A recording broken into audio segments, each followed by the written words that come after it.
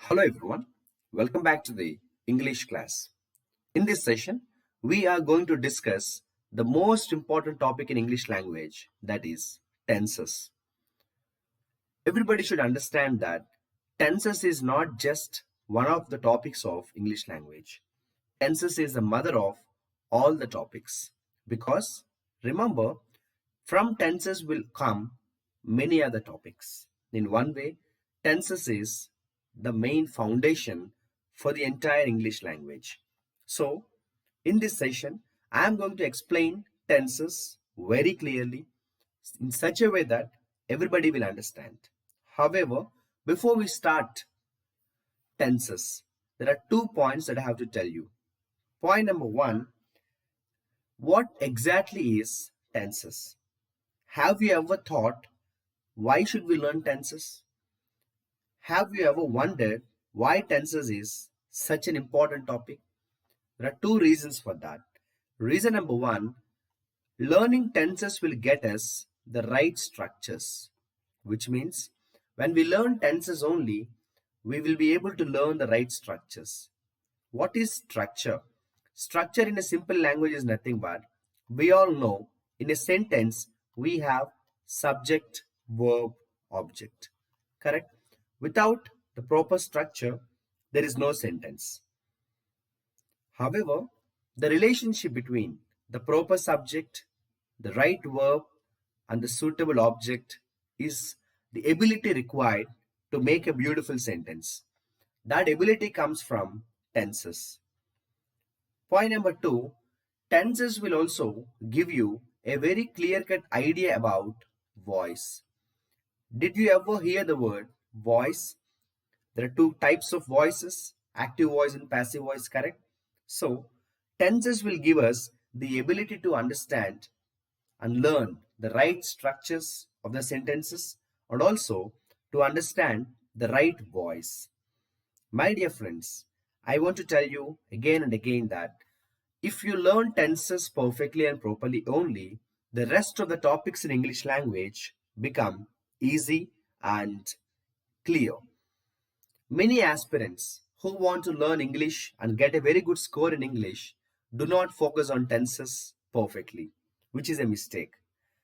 Let's not do that mistake at any cost. So, in this session, I am going to teach you each and every tense in a very easy way, in a very clear way, so that by the end of this session, you will be very clear about tenses, not only as a theory, but also you will get a wonderful practical knowledge. However, my only request is listen to the class very carefully. Hope you get the point. Before we get into the tenses types, I want to tell you again and again, tenses is the mother of all the topics of English language. So, in one way, learning tenses is gaining the right foundation. Learning tenses is gaining the right foundation. Now, let's start tenses. Basically, we all know that there are types of tenses. There are naturally 12 types of tenses. Now, each and every tense is important in its own way. We can't say which tense is more important. Each and every tense is important in its own way. So, before we start tenses, I will once again tell you something important, that is, when we learn tenses, what exactly we are learning? When we learn tenses, we are learning the right grammar in the right situation. Okay, we are learning tenses means we are actually learning how to use the right grammar in the right situation. That ability comes very naturally when you learn tenses.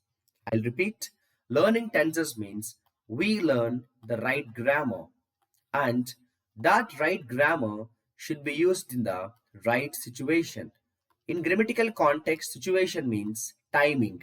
Okay, so when we are learning tenses, we are actually learning not only grammar but also the usage of the grammar in the right timing. Because remember, right grammar in a wrong time doesn't work, and wrong grammar in the right time also doesn't work. Having said all this, let's start tenses without further delay. Like I have said, we have 12 types of tenses. Tense number 1 is something very important, that is simple present. The name itself is the clear indication. Simple present. Definitely, it is talking about any action which is now, any action which is in a very simple context. The name itself is given simple present. So any action which is in present tense, and the grammar is very simple. So we all know that simple present tense is used for general actions, my dear friends. Simple present tense means we use this tense to describe any general action. It can be any general action, and also it can be any facts. Correct? I'll give you one simple example. I teach English. My dear friends, I teach English is a general fact, or I also can call it my habit, or I also can call it my regular action, and so on, isn't it? So, any action which I do generally, any action which I do as a habit, any action which I do because I like it, any action which I do on a regular basis. My dear friends, when I say regular basis, it need not be 100% every day. It can be once in a week, once in a month, occasionally, hardly, rarely, seldom, and so on. So, these actions may happen every day. These actions may happen once in 3 days. These actions may happen every fortnight, or these actions may happen once in a month, or these actions may happen once in a year as well. It depends on the action. However, any kind of such action comes under simple present, which means I just do it because I like it. I'll give you one more example. My father loves me. My dear friends, see this example. My father loves me. My father loves me is a very general action. Correct? Can I say that he loves me every day? Why should I say every day about my father's love towards me? It is not required. Correct?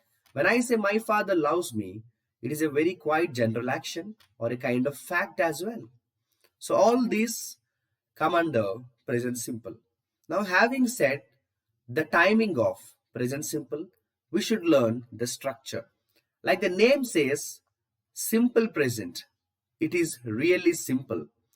The grammar is simple. You will just find subject, verb, object. You will just find subject, verb, object. However, sometimes you will have just the verb. However, sometimes you will have subject, verb, and the verb will have also es. I'll give you one simple example. Take this example, you will understand. The girl sings a song. But if here, the second example here, you will find a small difference. The girl sing a song. Did you notice that here I have used sings, but here I have just used only sing? Why? Why is this happening? Because the reason is very simple. Here I have talked about only one girl. Here I have talked about girls, which is plural. Naturally, my dear friends, when the subject is plural, the verb also should be plural. When the subject is singular, the verb also should be singular. Now, what is the indication of a singular verb or a plural verb? Many people have this doubt. They keep asking this question very often. So, how do we identify whether a verb is a singular verb or a verb is a plural verb? It is not a rocket science. It's a very simple exercise. Singular verb, plural verb, the difference is just this alphabet yes. Yeah. If you notice this alphabet yes, S denotes singular. Please remember this. I'm trying to tell you a simple way of getting it. A shortcut. If a verb has yes, it means the verb is singular. If a verb has no yes, it means the verb is plural. So, if a verb has yes, it means the verb is singular. If a verb has no yes, it means the verb is plural. So, this is a very easy way of getting it. Now, naturally, what happens is I am talking about only one girl in the first example. When I am talking about only one girl, the verb also is singular because girl is singular, sings is singular. When I am talking about many girls, which is plural, now when the girls is plural, the verb also should be plural. That is why if you see here, the names are given like singular, plural. Okay? I'll repeat. The girl sings a song. The girls sing a song. Hope you get the point.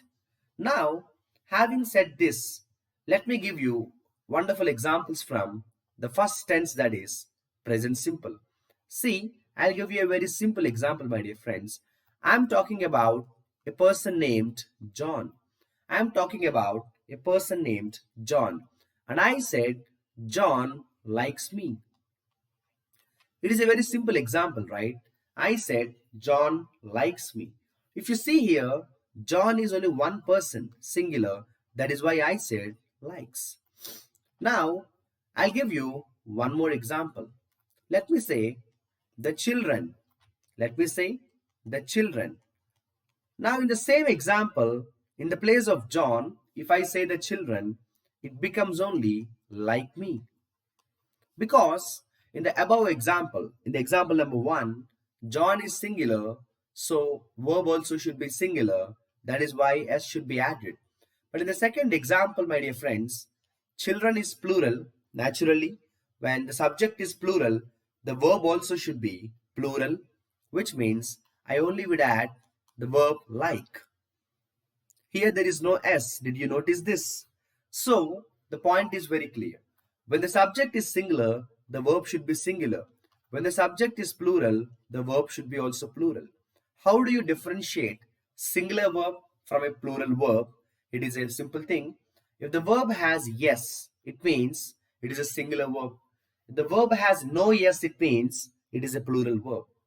Having said all this many times very clearly, now I have to add something more interesting to this. The sentences that I have written here, both of them are positive sentences. Now, if I want a negative sentence in present simple, see, remember we are talking about the tense number 1, correct? Now the question is, if I want to have negative sentences in present simple, what should I do? My dear friends, generally, negative sentence needs not. Now, if not should be added to a sentence, I can't do it straight away. I need a helping verb. So, my dear friends, in the tense number 1, that is present simple, whenever I need, I would like to add the helping verb either do or does. Hope the point is clear. Do or does. I can add either do or does if I want the sentence in a negative, or even if I want to ask a question. Sir, can you give us an example, sir? Definitely. What I'll do now is I'll give you a positive statement. I'll give you a positive statement. Let me give you a simple example with Rama. Let me give you a simple example with Rama. Now, Rama loves Sita. It is a very common example that we have studied in our school days, isn't it? So Rama loves Sita is a very simple example. It is a positive sentence as well. Rama loves Sita is a positive example as well. Now, my dear friends, if I want the same sentence in a negative context, if I want the same sentence in a negative context, which means now what happens is I should add not. Where do I add not? Not should be added only to a helping verb. Now Rama is the subject which is singular. Now Rama doesn't, correct? Because when Rama is singular, he, correct? Rama means what, my dear friends? Rama means he. So I'll add the helping verb doesn't. Now loves become only love. Did you see the difference here? Here it is loves, but here it is love. Why? Why is this change happening? Because when I add the helping verb already does in a sentence, verb need not have again yes. Once I add the verb which is in singular, that is does is already here, does has yes.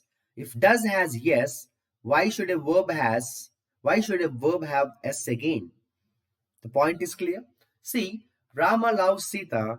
Rama doesn't love Sita.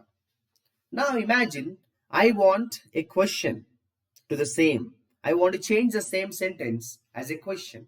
My dear friends, we all know that changing a statement into a question is not a problem at all. Correct? Changing a statement into a question is not a problem at all. Because to change a statement into question, we just reverse the subject and helping verb, isn't it? For example, a statement begins with subject, follows helping verb. If I want to change that into a question, these two will get simply reverse. Which means what happens is, for example, Rama doesn't love Sita. If I want to ask a question, I will simply reverse does and Rama. Then what happens is, does Rama love Sita? Does Rama love Sita? If I want a negative question, I will make doesn't Rama love Sita? Not a problem. Correct? Rama doesn't love Sita. Does Rama love Sita? Doesn't Rama love Sita? You understand the difference? Now, this is the example which I have given you with the subject Rama. Imagine in the place of Rama, imagine in the place of Rama, if I say, in the place of Rama, if I say, they, in the place of Rama, my dear friends, in the place of Rama, if I say the subject as they, now lot of changes will happen, correct? Change number one, Rama loves Sita, correct? But if I am talking about someone like Sita's parents or Sita's friends, which means the pronoun is they, now naturally loves cannot be used. I will only use love because they is plural. When the subject is plural, the verb also should be plural. Hope you get the point. Now, what happens to the positive sentence is they love Sita. Now, I want you to ask a question.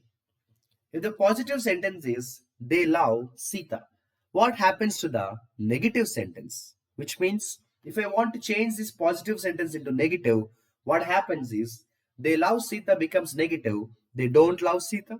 Correct? I use the helping verb don't. They don't love Sita. Because Rama doesn't, but they don't. Now you can ask me a question, sir.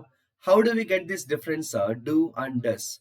That is something which I have already discussed in our earlier sessions during the basic grammar sessions. So it shouldn't be a doubt anymore. In our earlier videos where I have discussed basic grammar, I have clearly explained the difference to you, the difference between do and does. But for your kind convenience, I will repeat it. When you're talking about a boy, a girl, or an animal or a thing, that is he, she, it, correct? When you talk about a boy, a girl, or an animal or a thing, that is when the subject is he, she, it, then we use the helping verb does. Then we use the helping verb does. I repeat, when we use the subject he, she, it, we use the helping verb does. In the case of any other pronoun except these three, we don't use does. We use only do. Generally in English language, we have 7 pronouns. I've told you that even in our earlier sessions as well. In our English language, my dear friends, we have 7 pronouns, correct? I, we, first person, you, second person, he, she, it, they, third person. This is something we already have discussed. But I'm repeating this because now the dilemma is between where to use does and where to use do. Now what I'm saying is, see here, he, she, it. Only in the case of, my dear friends, only in the case of he, she, it, we use does. Only in the case of he, she, it, we use does. In the case of other pronouns like, for example, I, we, you, they, we use do. You can remember like this in a very easy way. I'll repeat. He, she, it. Always remember like does. I, we, you, they. Always remember like do. In that case, the process becomes very easy. So, we have talked about tenses. When I started the session, I have very clearly explained the introduction of tenses. Tenses is all about structures. The right subject, right verb, right object. When you learn tenses, you will get the ability to use the right structures, and also tenses will give you some idea about voice. Now, naturally, in a simple way, in a simple definition, learning tenses is learning the right grammar and using the right grammar in the right situation. In that learning process, we will discuss 12 tenses. And in this session, we have talked about the tense number one, that is present simple. What is present simple? Any action we do generally as a habit. When we talk about some facts, when we do an action rarely, hardly, regularly, universal facts, and so on, all those actions should be used in simple present. Now, the definition says subject, verb, object. See, the definition is easy, the structure is also easy. Subject, verb, object. However, when we say verb, sometimes you have yes, sometimes you don't have yes. For that, I have given you a very clear explanation. When the subject is singular, the verb should be singular. When the subject is plural, the verb should be plural. Like for example, see, when I'm talking about a boy, he dances well. But when I say we is plural, so we dance well. See, when I say he dances well. But when I say we dance well. That is the difference here. He dances well, but we dance well. So when to use dances and when to use dance is important. Now I have also clearly told you that sometimes if you are looking for changing the sentence into negative, if you want the sentence to be changed into negative, then we have to use helping verb. We use either do or we use either does. Always remember, when we talk about present simple, generally in positive sentences, helping verb is not required. But if you want the sentence to be negative, we have to have helping verb. That helping verb may be do or does.